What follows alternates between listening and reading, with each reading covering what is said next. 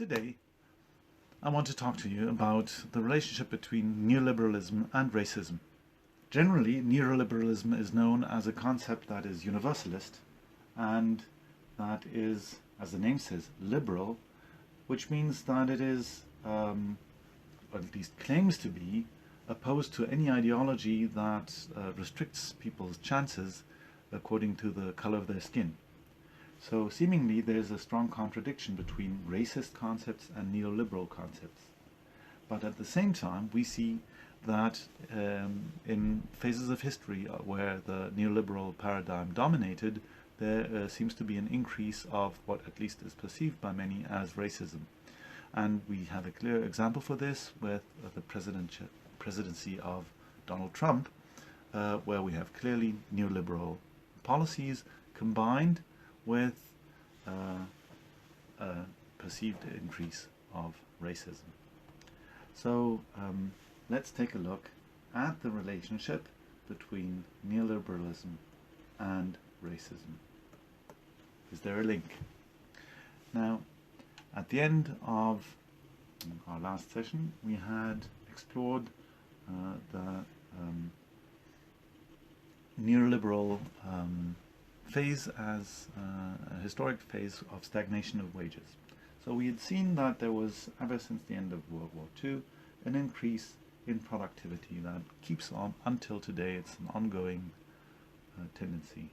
But somewhere in the middle to end of the 70s, wages stopped developing together with the increase of productivity and stagnated.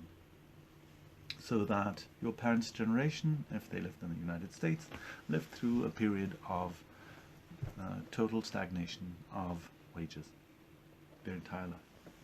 Now this coincides, as we saw, with an increase of imprisonment in the United States. So at the same time that wages stagnate, incarceration suddenly explodes. And this is because, or at least this is connected with the classical period of neoliberalism that began with the presidency of Ronald Reagan. Now, this is connected to specific policies that by many are considered racist, although, as we said, there's a contradiction to the core of the ideology of liberalism. So let's take a look at how this works. We will go through first the relationship between poverty and incarceration. Second, we will look at the relationship between income distribution and race. Third, we will look at race and incarceration. So there's specific correlation between race and incarceration rates.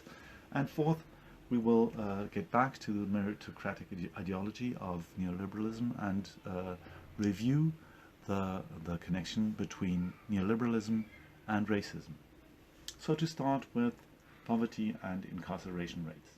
If we look at the statistics and look at the annual income of inmates of the US prison system, and here we have the numbers for men at the age from 27 to 42. Then we can see that if you are incarcerated, there is a clear dominance of people with an income lower than $22,500 per year. The share of these people in the group that is not incarcerated is a mere quarter. Whereas people who are well off with an income of above, well off or decently off, above $37,000 per year,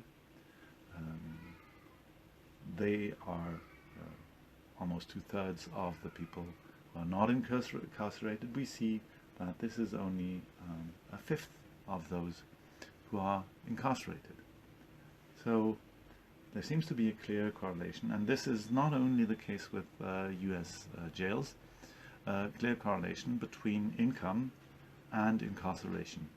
if you're poor, your chances to be in jail are higher, or the other way around, if you're in jail, chances of being poor are higher.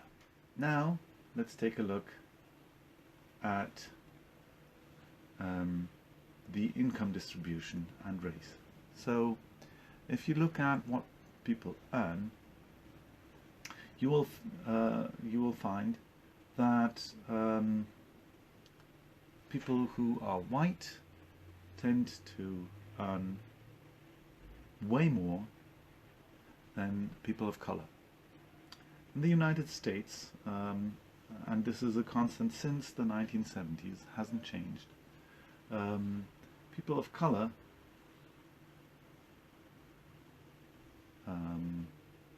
are move somewhere between $25,000 and $40,000 income yearly per household. So if you look at the numbers for whites, there is a slight increase, by the way, of income, somewhere between 45,000 in the late 70s to somewhat 60,000 in our present time. So this means that people of color have a clear disadvantage in their income. We'll have to look into the background of this, maybe in a different discussion, but for the time being, we can count these two arguments together. If your income is low, your risk of incarceration is higher. If you are of color, your risk of low income is higher. Therefore, if you are a person of color, your risk of incarceration is higher. And if we look at point 3, the relation between race and incarceration, you will find that this is actually the case.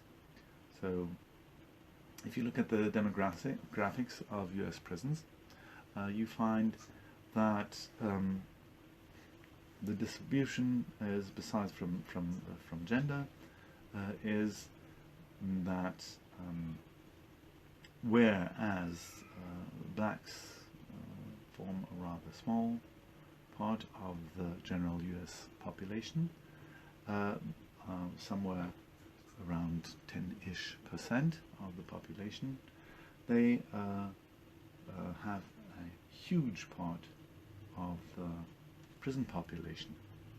So whereas white people have approximately the same share of imprisonment. So this means if you are white, your risk of incarceration is way lower than if you are black. And as far as the risk of incarceration is concerned, if you're Hispanic, this also is bad news in terms of your chances of landing up in jail. To summarize, this means that if you are poor, you're likely to fall victim of the punishing state and be incarcerated. If you are black, or a person of color, you are more likely to be poor, and therefore, if you are a person of color, you are more likely to be incarcerated. Now, in order to understand the ideological connection between racism and neoliberalism, we have to go one step further. So far, we have seen that there is a de facto connection between color of skin and not only income but also incarceration. But how does that contribute to the ideological racism?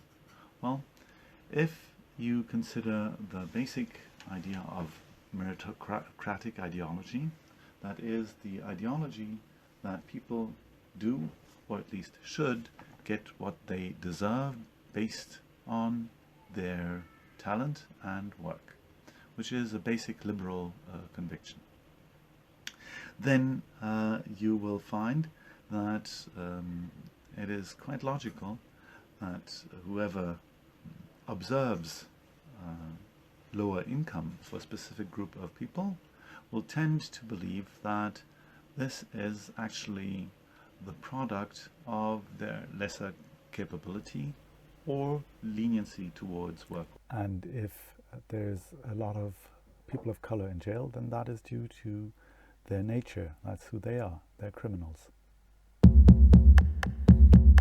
So there you have it. This is how you could argue there is a connection between neoliberalism and racism. Now, whether racism is a concept that is more merely an ideology and erroneous worldview, or whether it is something that is based in real socio-economic relationships and facts, is something that I would like to discuss with you in class. I'm looking forward to that.